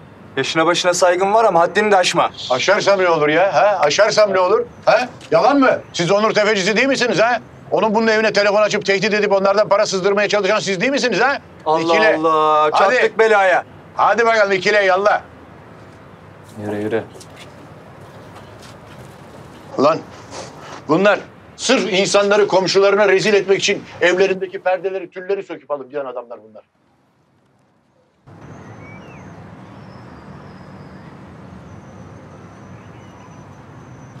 Alo? Hah, Şükran teyze. Ha, Nuri ile mi konuşuyordun? Tabii iyi olur. Melih'i gezdirsin, oyalasın biraz. Ya sen de gelsen diyecektim de ben. Tamam bekliyorum ben. Ama bunlar hakikaten insafsızlar yahu. Söylerlerdi de inanmazdım. Şuraya bak. Çamaşır makinesi, televizyon neyse de hiç olmazsa içeride hasta var, insan onu düşünür ya. Yiyecekleri var, ilaçları var. Ya. Ya ne yapacağız şimdi bunları Şükran teyze? Ha? Ne yapacağız? Benim dolabı getirelim buraya bu iş hallolana kadar. Ne yapalım? Yok Şükran, yok ya. Bunlar yarın bir gün gelip onu da alır götürürler sonra. Ne yapacağız o zaman baba? Bu pezevengin borcunu ödemeden bu iş bitmez. Gerçi bir hafta 10 güne kadar onu da hallederdik ama. O zaman alıp götürelim bize. Benim dolaba koyalım bari. Bozulmasınlar. Ya Şükran ya. Ya sana çok eziyet ettik ama bunlar da ziyan olmaz bari hiç olmazsa o zaman. Aşk olsun Hamit Bey. Aşk olsun ya. Yani laf mı şu söyledin? Ne eziyetin ya? Ne diyorsun Hamit Bey ya? Hadi kızım hadi.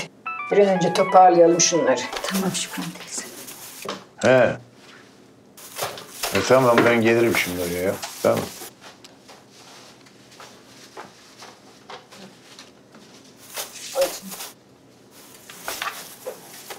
Tamam değil mi?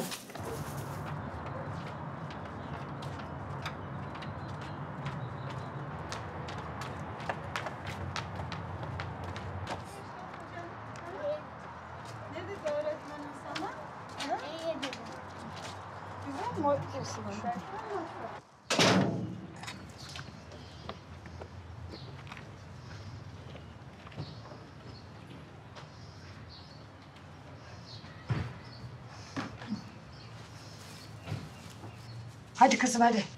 Ver sen de oradan. Şunları bir an önce koyalım. Bozulmadan. Çabuk. Ver canım ver.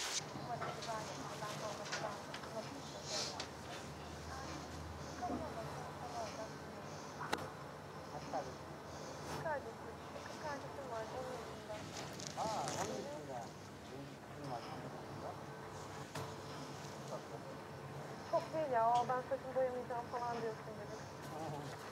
Tamam boyamadım. Yani zaten bu saatte saç boyanmaz. Zararı var mı saç boyamanın? Zararı var mı saç boyamanın? Sağ ol. Afiyet olsun canım. Her hafta saçımla ilgili bir şeyler yapıyorsan tabii ki de zararı var. Kardeşim senin sana 10 yaşında bir çocuğun saçını 10 yaşındaki bir çocuk saçını çünkü saç dokusu... Sen Uğur'la tanışmadın değil mi? Uğur? Yani bu zaman da çok şık olacak. Gel bakalım. Yardımıyla da aslında çok eski ve feminen duracak. Oğlum. Bak bu Nur kızımız. Hani Zehra teyzem var ya, onun kızı işte. Merhaba. Kesime başlıyor. Bugün canı sıkkın Uğur'un. Atladınız galiba bayağı. Bir dakika, bir gösterebilir misiniz? Tabii. Yerdeki saçı göstereyim mi? Şu kadar. Aa, çok gitmemiş. Ama sonra biraz daha keselim. tabii. Yani birazcık daha kısalacak, merak etme. Cidden mi? Yani birazcık daha. Sonra, en son. Yani bu saatten Hiç bilmiyordum Şükran teyze. Kusura bakma. Ne kusuru kızım? Kusur olacak bir şey yok. Yani Nuri geçen yıl babayı kaybettiğinizi söyledi ama Uğur'dan hiç söz etmedi. Ne yapsın? Onun da kafası karışık bir yıldır. Kafa mı kaldı? Sağ olsun annen Nuriye'yi hiçbir şeye karıştırmazdı. Sonra birdenbire her şey çocuğun üstüne yığıldı. Neyse. Ne zamandır böyle sandalyede peki? Tam 10 küsur yıl oldu. 10 yıl.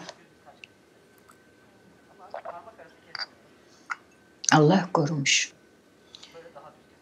Madende göçük altında kaldı 7 arkadaşıyla. 2 gün sonra çıkardılar. Ama öldü diye onu da öbürlerinin yanında öyle bırakmışlar. Sonra artık nasıl olduysa işte hastanede, morgda ölmediği anlaşılmış. 3 ay komada kaldı. 3 ay komada mı? Ya. Allah Allah. Ay çok üzüldüm Şükran teyzeciğim. Geçmiş olsun. Sağ ol yavrum. Resimdeki Uğur değil mi?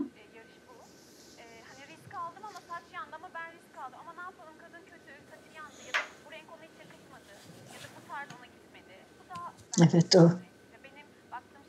Hiç sokağa falan çıkmak istemiyor mu? İstemiyor. Ben çıkartmak istiyorum. Arkadaşları geliyor zorluyorlar. Nuri de eksik olmasın sık sık uğrar ama istemiyor.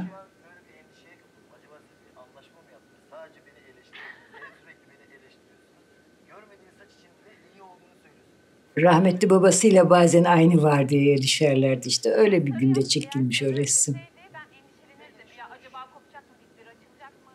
Canım. Güzel kızım. Aa ne var şimdi ağlayacak. Ay kıyamam ben sana. Yapma böyle yapma. Annene çekmişin. O da böyle sulu gözlüdür hemen duygulanır. Ay kıyamam. Oo. Dur. Aklımdayken unutmadan şu televizyonu getirivereyim. Ne televizyonu Şükran teyze? Yavrum bizim rahmetliden kaldı işte. O böyle maç seyrederdi. Babam da maçsız yapamaz. Şu Nuriye söyleyelim götürsün de babam seyretsin gene maçlarını. Babam her şeyi alırlar dedi ya, onu da alırlarsa? Aman alırlarsa alsınlar be yavrum. Zaten kullanmıyoruz ki biz bunu, öyle kaldı rahmetliden işte. Alsınlar.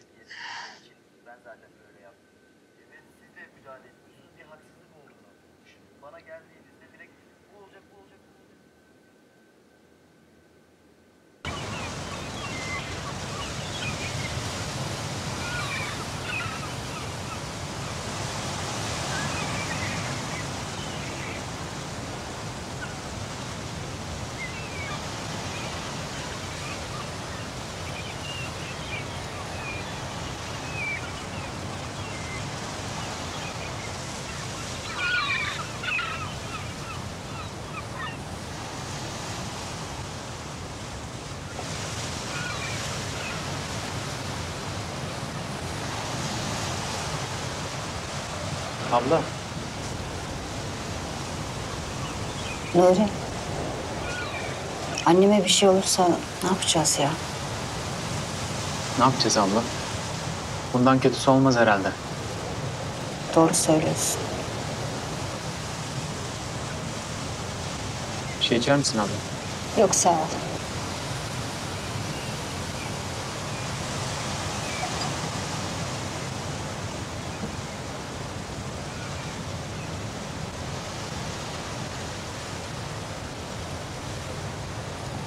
Çok içme istersen. Kişiden bir şey olmaz be abla. Hem niye giydin bunu? Ya yakalarlarsa? Yok bu abla. Kim yakalayacak Allah'ını seversen?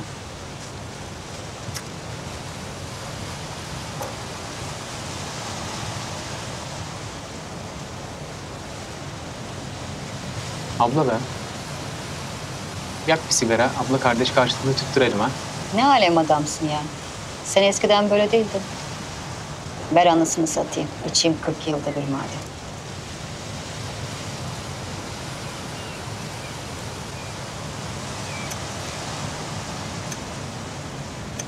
Ver ben yapayım.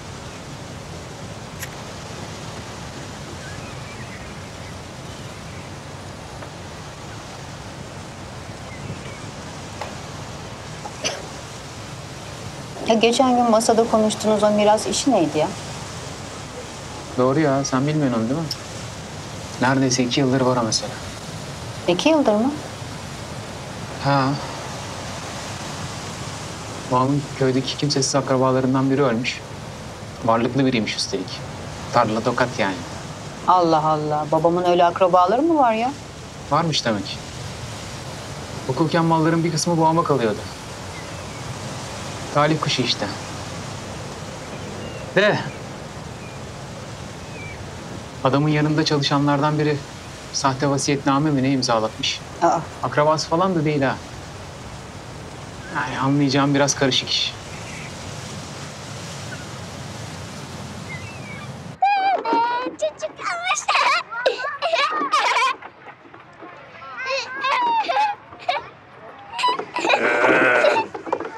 Hamit Bey! Hamit Bey! Hadi gelin artık. Meleğin yemeği hazır.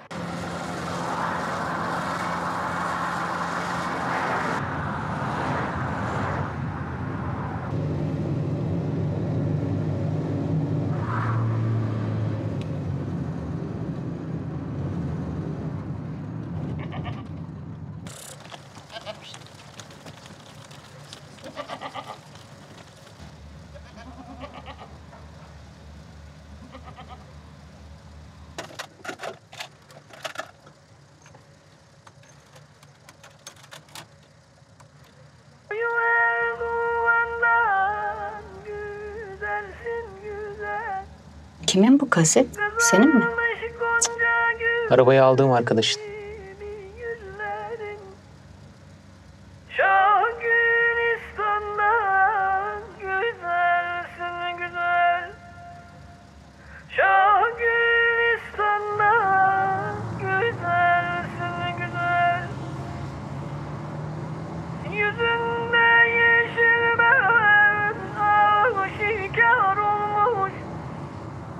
Çekilmiş kaşların zülfikar olmuş, gözlerin aleme hükümdar olmuş.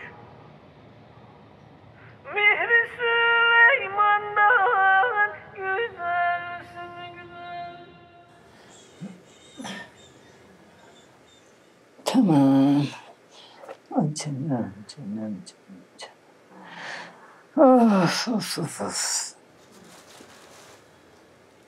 Ne oldu, senin canın bir şey mi sıkıldı? Yo.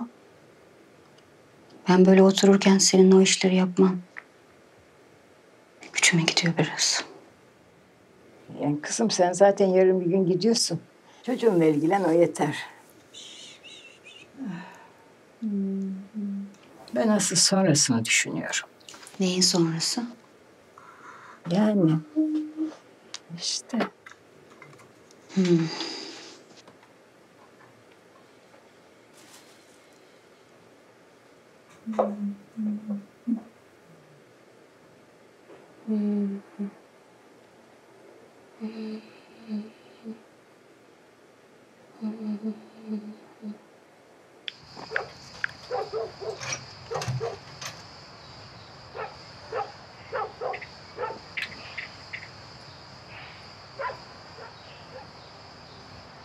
Ben de bilmiyorum ki gerçekten ne olacak. Hayır, kardeşime bize gel desem babam tek başına işleri nasıl götürecek? Yaşlandı artık. Görüyorsun işlerin durumunu. Canım evi hep annen çekip çeviriyordu, yani her şey onun üstündeydi. Baksana, bir çay demlemeyi beceremiyorlar. Yok, kardeşim durumu idare eder de. Babam ne olacak işte. Neyse ki emekli maaşı var. Yeter mi kızım? Bir evi döndürmeye bir maaş yeter mi? Zaten fabrika emeklisi bir adam pazarcılıktan ne anlar ki, ne kazanacak? Doğru. İyi de Şükran teyze, sen burada olmasan ne olacak? Allah'tan sen varsın. Benim hiçbir şeyden haberim olmuyor ki.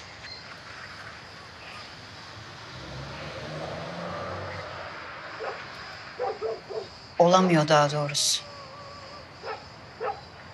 Belki biliyorsundur. Geldim ben buralara ama annem eve almadı. Biliyorum kızım, biliyorum. Hepsini, her şeyi biliyorum. Anacığının senin arkandan nasıl ağladığını da biliyorum ben.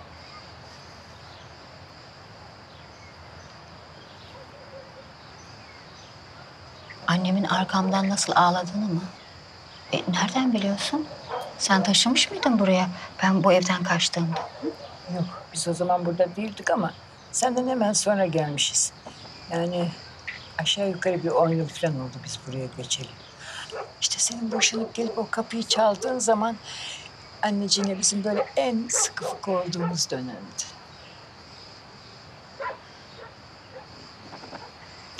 Niye ağlasın ki? Kapıyı yüzüme vuran kendisi.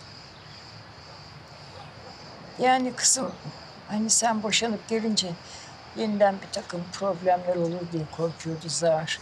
Tamam, onların istemediği bir çocuğa gittin ama... Nasıl problem? Annen her şeyi anlattı dedim ya kızım. Aslında senin arkandan çok dua etti annen. Çok adaklar adadı ama. Yoksa bir anne kapısına kadar gelmiş af dileyen evladını niye yüz geri çevirsin ki, değil mi?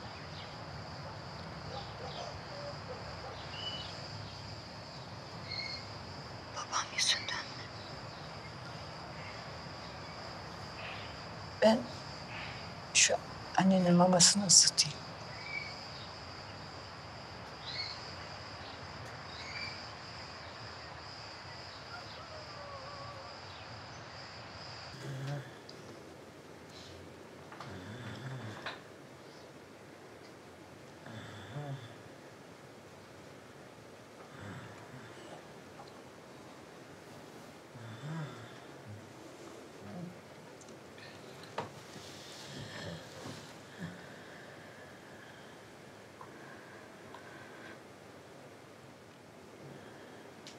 Demek öyle. Demek farkındaydın ha? Anne.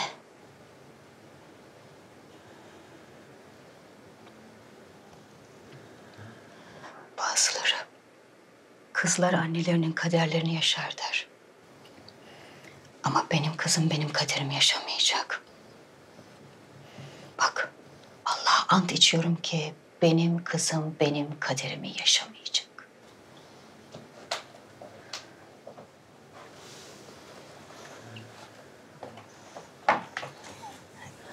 Hadi bakalım, kaldıralım şöyle.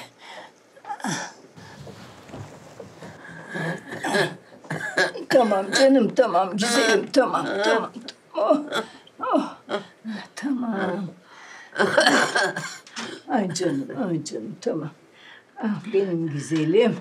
Şimdi uslu uslu mamasını yiyecek. Hem de kızının elinden ha.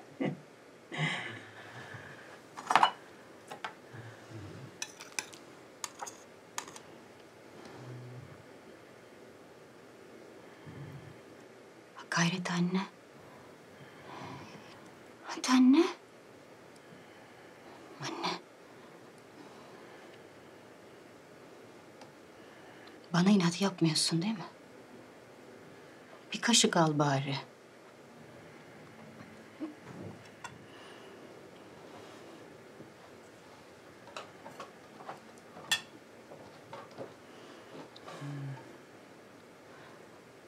Ben senin kızınım.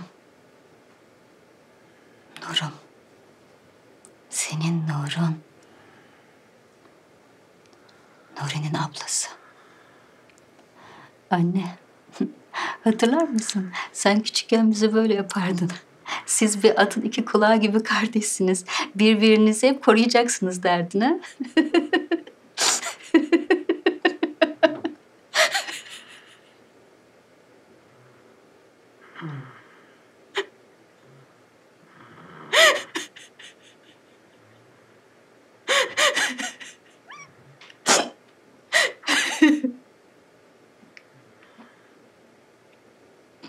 Anne, biz niye böyle olduk ha? Niye? Niye herkes gibi olamadık biz?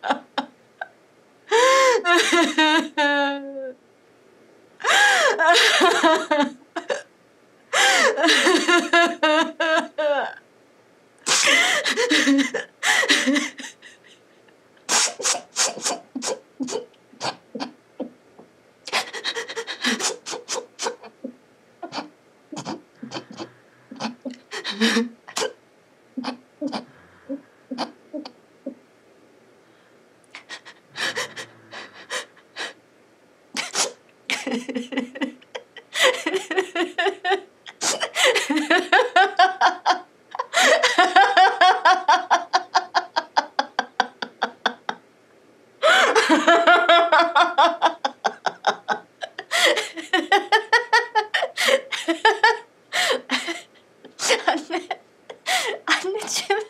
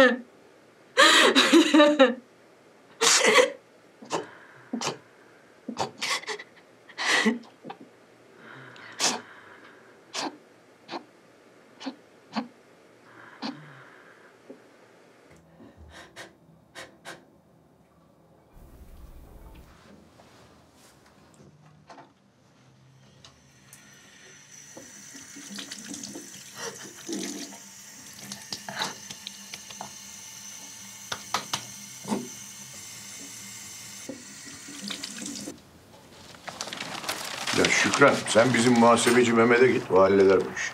Ya geçen sefer de gittim herhalde biliyorsun ama yanlış form doldurmuştu. Benim olan Malul o gitmiş gaizlere ait kağıdı doldurmuş. Tamam da sonra düzeltti ama. Hem bu başka iş. Bu intibak işi. Sen git onu halleder onu. Neyse ne işte yani beni şu meseleden, bu dertten kurtarsın da ne yaparsa yapsın. Yoksa geçen sefer ilaç alırken problem çıkardılar. Alamadım ilaçları. Kurtarır. Sen git Mehmet'e. Halleder bu işi.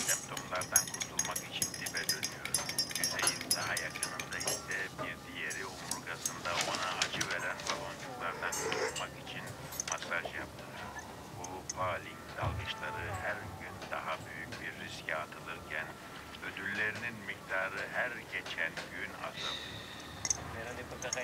Belki yapabileceğim başka işler. Öyle diyorsan iyi, tamam. Ben yarın sabah uğrarım o zaman.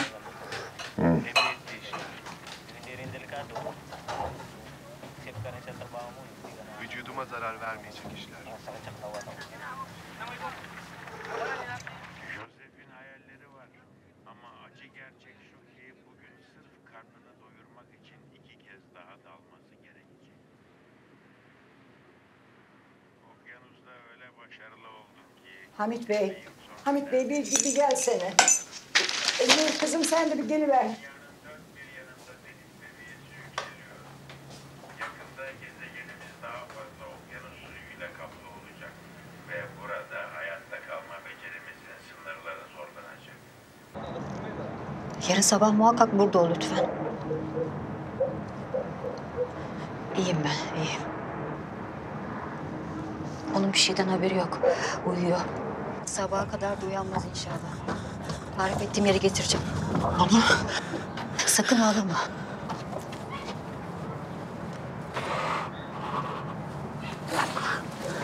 Geçme şimdi içeriye. Gel burada duralım biraz.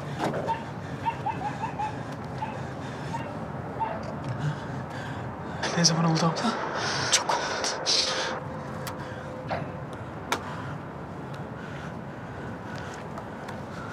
Huzura kavuştu.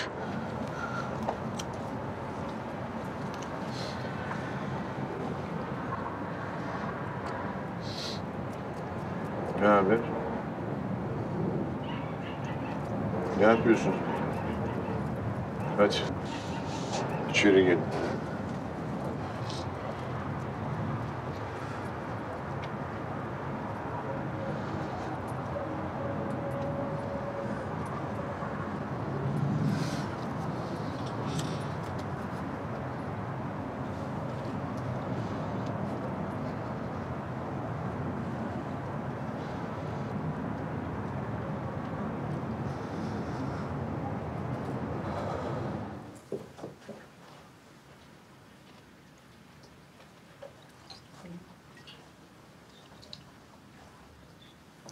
Sağ ol kızım, almayayım. Mübarek kadınmış yine de. Mekanı cennet olsun. Amin. Kocan geliyor mu? Yarın sabah. Kalacak mı? Yok. Melih'i alıp gidecek.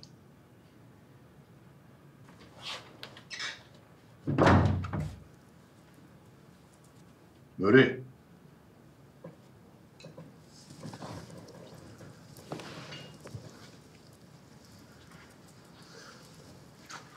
Ambulans ne zaman gelecekmiş? Belediye doktoru aradı. Sabah geleceklermiş. Acil bir yaralı işi çıkmış. Hem bu gece kendi evinde kalması sizin için de daha iyi olur dedi.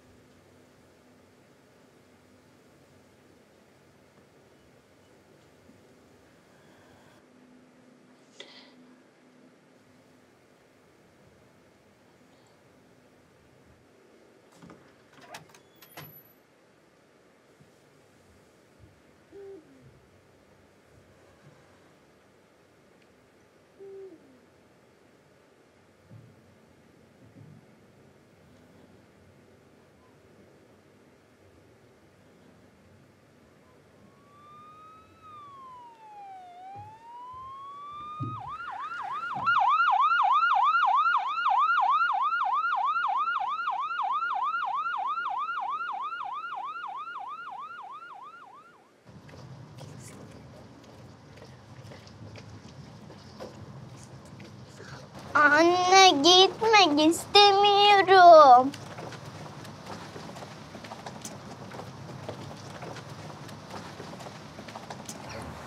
Sağ ol.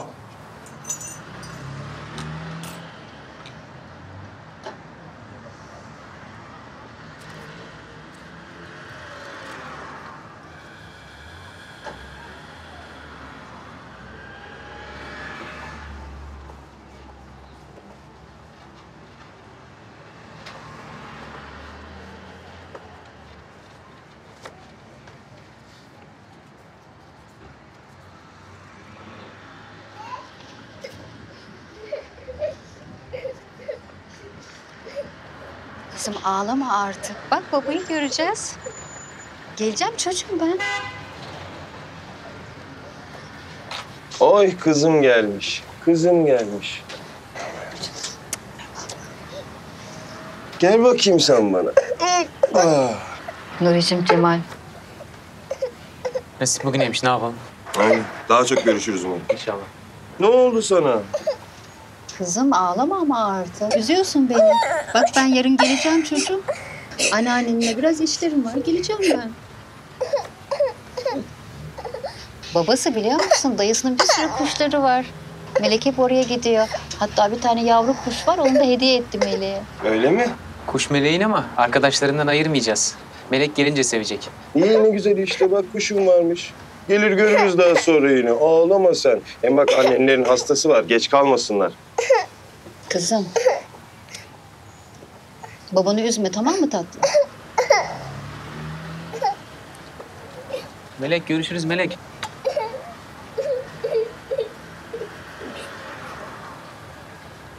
Oy yok ağlama. Gel bakalım oturalım şuraya. Gel gel. Senin burada kuşun mu var?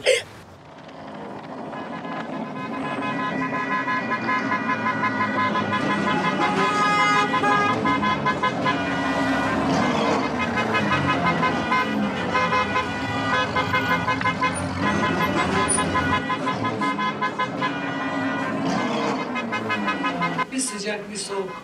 Hasta olup duruyormuştur böyle. Sıtkacığım sen de kızı everdin ha? Verdik ne yapacağız Şükran Hanım? Kız oğlan istedi. Oğlan da kız istedi. Hoş geldin Kıymet abla. Sağ ol canım. Nur. Kızım tanımadın mı beni? Tanıdım. Tanıdım tabii. Tanımaz mıyım Sıdıka teyze? Başın sağ olsun yavrum benim. Allah onun ömrünü sizlere versin yavrum. Ne yapacağım? Topraktan geldik, toprağa gideceğiz. İyi kadındı. Allah rahmet eylesin. Beni çok iyiydi. Evet, siz de çok güzel baktınız arkadaşım. Orada dursun. Ben Allah geleceğim. nur içinde yatsın. Yetim baksınız da ya. Elinden çarpmış değil mi?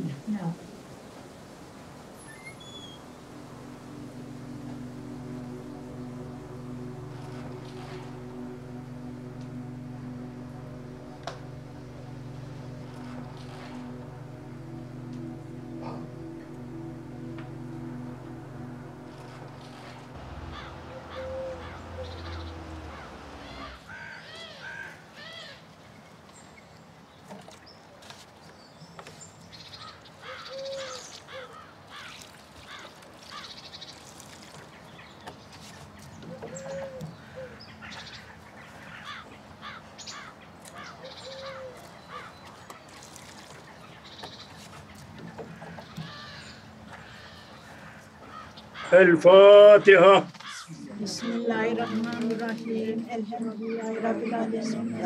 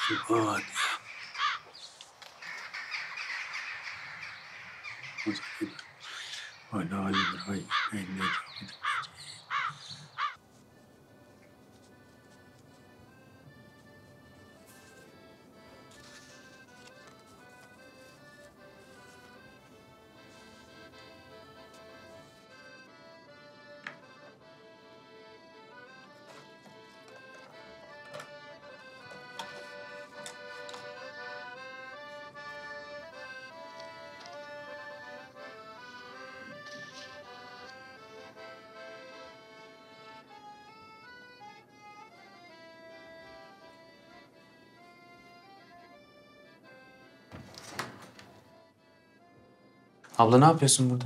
Hiç. Ablacığım. İnsanlar seni beni görmeye geldiler. Sen git, ben geliyorum.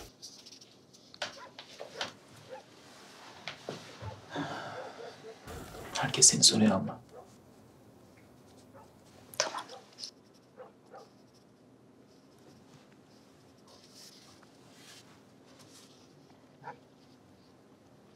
Bir zamanlar komşular nasıl da benzetirdi seni. Bunu da Şaziye teyzenin kızı yapmıştı. Kaderler farklı. O filmlerde oynadı. Ben panayırlarda. Biliyor musun abla? Biz hiç ailecek sinemaya gitmedik.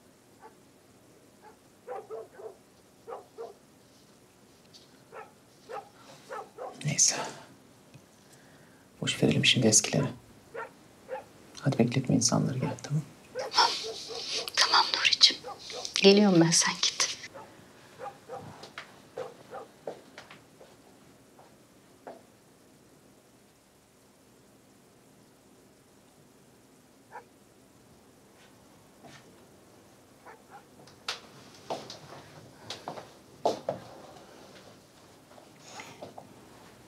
Hadi benim güzel kızım iç şu çayı. Şu hapı da yut. Benim bir şeyim yok Şükran teyze. İyiyim ben, iyiyim. İyi olsun, iyi gelir. Ben buraya koyayım da sen istersen içersin.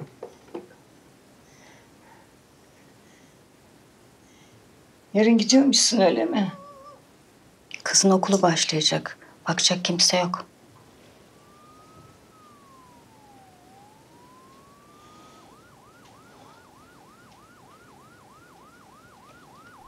Uğur abi nasıl? Hiç soramadım. İyi, çok şükür. Hiçbir şey yapamadım da. Bu devirde insan artık evladının sağ kaldığına şükrediyor.